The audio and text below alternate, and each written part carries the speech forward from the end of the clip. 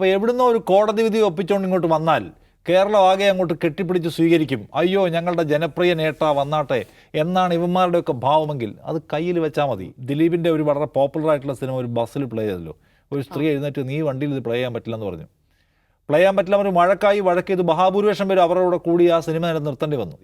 നിങ്ങൾക്ക് പല സാധനങ്ങളും പർച്ചേസ് ചെയ്ത് കൊണ്ടുവരാൻ പറ്റുമായിരിക്കും, പക്ഷേ ജനത്തിൻ്റെ മനസ്സ് എന്ന് പറയുന്നത് വേറെയാണ്. കഴിഞ്ഞ ദിവസം നമ്മുടെ കൊച്ചി ബ്യൂറോയിലെ ആൾക്കാർ ഇറങ്ങിപ്പോയിട്ട് ബബ്ബ എന്ന് പറയുന്ന സിനിമ പുറത്തു വരുന്നുണ്ട്, എന്താണെന്ന് ചോദിക്കുന്നു. സ്ത്രീകളോടാണ് മാത്രം ചോദിക്കുന്നത്. ബഹുഭൂരിപക്ഷം പേരും നമ്മുടെ പെൺകുട്ടികൾക്ക് ഇറങ്ങി അടക്കണമല്ലോ എന്ന ചോദ്യം തിരിച്ചു ചോദിക്കുകയാണ്. എന്ന് വെച്ചാൽ സ്ത്രീ സുരക്ഷയുമായി ബന്ധപ്പെട്ട്. അതുകൊണ്ട് നിങ്ങൾ പർച്ചേസ് ചെയ്ത് കൊണ്ടുവരുന്നതിൻ്റെ കൂടെ കേരളത്തിൻ്റെ ആകെ ജനവിശ്വാസവും കൂടെ വന്നേക്കും എന്ന വിചാരമൊന്നും വേണ്ട.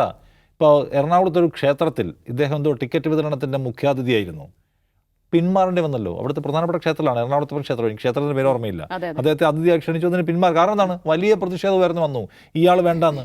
അതെന്താ പ്രതിഷേധിക്കാൻ കാരണം എന്താണ്? ഇയാൾ കുറ്റവിമുക്തനായിട്ട് അഗ്നിശുദ്ധി വരുത്തി വന്നിട്ടുള്ള മനുഷ്യനല്ലേ. മലയാളിക്കറിയാം ഇതിൻ്റെ പിന്നിലൊരു വലിയ കുശാഗ്ര ബുദ്ധിക്കാരനുണ്ടെന്ന്. നിങ്ങൾ ഈ വിധിപ്രസ്താവം വായിച്ചു നോക്കണം ദിവ്യ. ആ വിധിപ്രസ്താവത്തിൽ നടന്ന ഇൻസിഡൻറ്റ് എന്താണെന്ന് വേർഡ് ടു വേർഡ് വെർബാറ്റം എഴുതി വെച്ചിട്ടുണ്ട്. അത് വായിച്ചാൽ സാധാരണ മനസാക്ഷിയുള്ളൊരു മനുഷ്യൻ്റെ ഹൃദയം തകർന്നു പോകും. അതിൻ്റെ പിന്നിലൊരു ബുദ്ധികേന്ദ്രം ഉണ്ടെന്നും ഇത് പൾസർ സുനി എന്ന് പറയുന്നൊരു ക്രിമിനൽ ഒറ്റയ്ക്കെതിരുള്ള പണിയല്ല എന്ന് മനസ്സിലാക്കാൻ ആ ഭാഗം മാത്രം വായിച്ചാൽ മതി. ഈ പണി എടുത്തിട്ടുള്ളവൻ തലയുയർത്തി കേരളത്തിൽ ജീവിക്കാൻ പാടില്ല നമ്മളെല്ലാവരും നമ്മുടെ ഹൃദയം കൊണ്ട് ഉറപ്പിക്കുക ആ ഭാഗം വായിച്ചാൽ. അത്ര ക്രൂരമായ പ്രവർത്തനമാണ് അവർക്കെതിരെ നടത്തിയിട്ടുള്ളത്. എന്നിട്ട് അതിനകത്തൊരു ദീർഘകാലത്തേക്ക് ആ വീഡിയോ ഉപയോഗിക്കാനും ബ്ലാക്ക്മെയിൽ ചെയ്യാനും ഉദ്ദേശമുള്ള ഒരു ബുദ്ധികേന്ദ്രം പ്രവർത്തിച്ചു. അത് നമുക്ക് ഉറപ്പായും മനസ്സിലാവുന്ന ഒരു സംഗതിയാണ്. അപ്പോൾ അതിലെ ബുദ്ധികേന്ദ്രം പിടിക്കപ്പെട്ടില്ല. അതുകൊണ്ട് നിങ്ങൾ ഇപ്പോൾ ഇങ്ങോട്ട് ഇറങ്ങി വന്നിട്ട് കൈ ഉയർത്തി കാണിച്ച് നീതി ദേവത കണ്ണു തുറന്നിരിക്കുന്നു, അല്ലെങ്കിൽ ഇതാ ബബ്ബയുടെ റിലീസിൽ ആദ്യത്തെ പ്രീ ബുക്കിംഗ് 17,000 അല്ലെ 1.25 ലക്ഷം കടന്നിരിക്കുന്നു എന്നൊക്കെ പറഞ്ഞാൽ കേരളം ഏറ്റെടുത്തു എന്നൊന്നും നിങ്ങൾ വിചാരിക്കേണ്ട.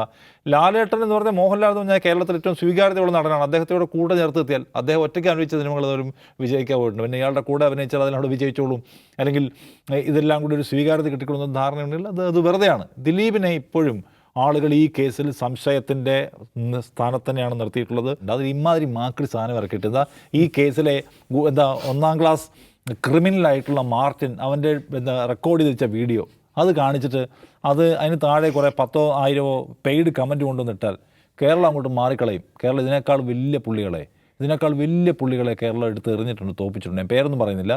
അതുകൊണ്ട് ഇതൊക്കെ സിമ്പിളാണ്. കയ്യിൽ കാശുണ്ടെങ്കിൽ നടക്കും എന്നത് പള്ളി പറഞ്ഞാൽ മതി.